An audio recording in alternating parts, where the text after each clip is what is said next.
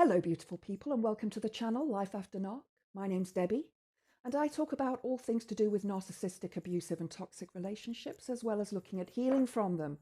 And in today's video, I'm going to be talking about a movie that I watched recently called Dead in the Water, which shows the differences between narcissistic and empathic characters and characterizations in this movie. Now, these are quite pronounced, so you may not notice these in everyday relationships. These are to the extremes, but it's an excellent narrative and an excellent way to learn more, or a little bit more, about the differences between the narcissist and the empath. So I'm going to give you a spoiler alert that I may give away some of the storyline. I'll try not to, although it is relevant to the narcissistic and empathic behavior. So if you want to watch the movie without the spoilers, pause this video, go watch the movie. It's over on Amazon Prime, and then come back to the video and see what you think about those characters. Before I get into the body of the video, though, if you enjoy it, please click the like button. Please subscribe to the channel and share with your friends and family, anyone who you think may benefit. We really need to get the word out there and to educate people around these toxic relationships. There are so many of them in this day and age, whether they are friends or lovers or parents or work colleagues or bosses. So it's really important that we get this information out to as many people as possible, because it's something we're not taught at school. So, as I say, there are three main characters in this story. The main character is a girl called Tara, and she has difficulties with boundaries, with putting boundaries in place.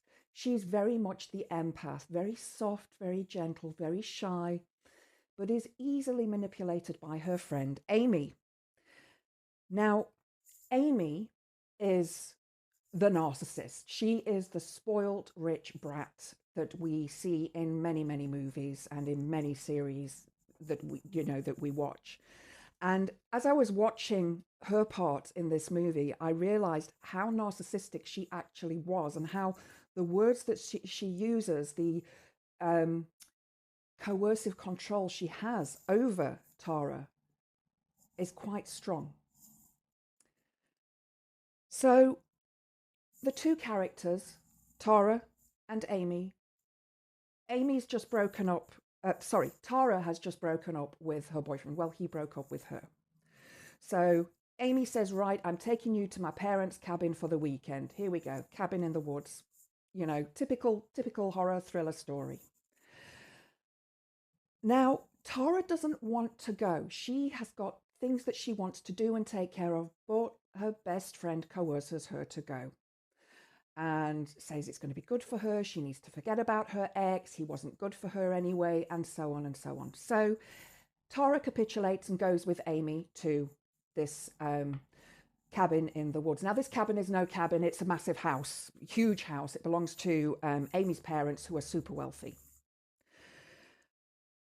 But it becomes apparent quite quickly that Tara has very poor boundaries and doesn't know how to say no to her so-called best friend, who, as I say, is very, very manipulative, very controlling. So the two of them go out for a walk into the forest, and they bump into the third character, Lucas. Now, I watch a lot of horror movies, so I already knew that this guy was going to be the antagonist. He was going to be the baddie. That's it. He was going to be the baddie in the movie. But this played out in quite a different way, and I'm not going to give away the ending, so you can go and watch this. And it was, while they were talking, they invited him to come and stay at this cabin, which is actually a mansion. And he agreed. And the two girls, this man is attractive. He's not ugly by any means. And he seems to take a shine to Tara at first. And he tries to seduce her in not an overtly sexual way, in a more coercive way. But Amy also thinks he's hot, and she tries to seduce him in a more outgoing way, in a more in-your-face way, as a narcissistic personality type would. Now, she identifies as a grandiose narcissist. She wears the outfits. She has been spoiled since she was a child. She can have anything she wants, do anything she wants. She doesn't work. She doesn't need money. Everything she gets from her parents. And Amy, on the other hand, Tara, on the other hand, she's very reserved and doesn't like to confront Amy about her behavior. But you can see through the movie that she's becoming more and more aggrieved with Amy and the way she's being treated. And perhaps she's waking up to this way of communication while she's being dumped by her ex-boyfriend. And while they're away together, these things may seem a little bit more pronounced. So Amy is incredibly controlling, manipulative. She's coercive. She's larger than life in her character. She's excessive. She drinks a lot. She takes drugs. She does everything that you would expect a narcissistic personality type to do. She gaslights throughout the film, and she gaslights poor Tara. And Tara knows that there's something going on here, but she can't quite put her finger on it. She's not yet ready to accept that her friend is not good for her. So Amy will say some things to her, such as, "Don't leave, stay here. You know, you don't want to go back to your ex. He was not good for you. Stay with me. I'll look after you. We'll look after each other. We'll be happy." So basically, she wants to control Tara and keep her there so that she can manipulate her and use her. And she'll say things such as, the two of them have a bit of an altercation, a bit of an argument, a bit of a disagreement. Tara wants to leave and go back to the city. Amy wants her to stay.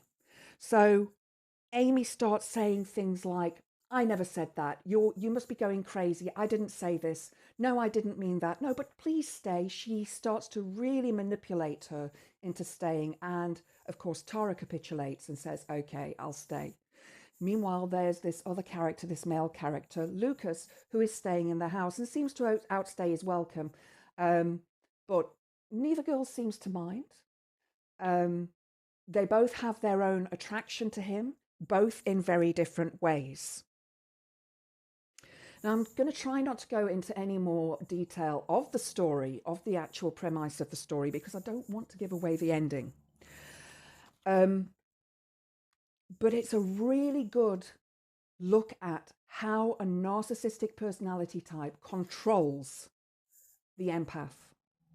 I'm going to put a link to the IMDb website in the description box below, so you can go and have a look at the movie and see for yourself what it's all about. And I really enjoyed it. I did. I must say I gave it a 7 out of 10. I rate all my movies out of 10 that I watch. I write them down because I watch that many horror movies that I forget which ones I've seen. But I think if you see the traits that Amy has around Tara, it may help you to recognize the traits that you have with your romantic partner, with a friend, with a family member, with a co-worker, with a boss, anybody in your life who you believe is manipulative and controlling to you. So I hope you've enjoyed the video. I hope you go and watch the movie. I'm not here to promote the movie. I don't know these people. It's the characters that I am trying to express to you how they come across so well as the empath and the narcissist. And Lucas, well, he's the psychopath. Hope to see you next time. If you've enjoyed the video, please click the like button. Please subscribe to the channel and share with your friends and family. Blessed be.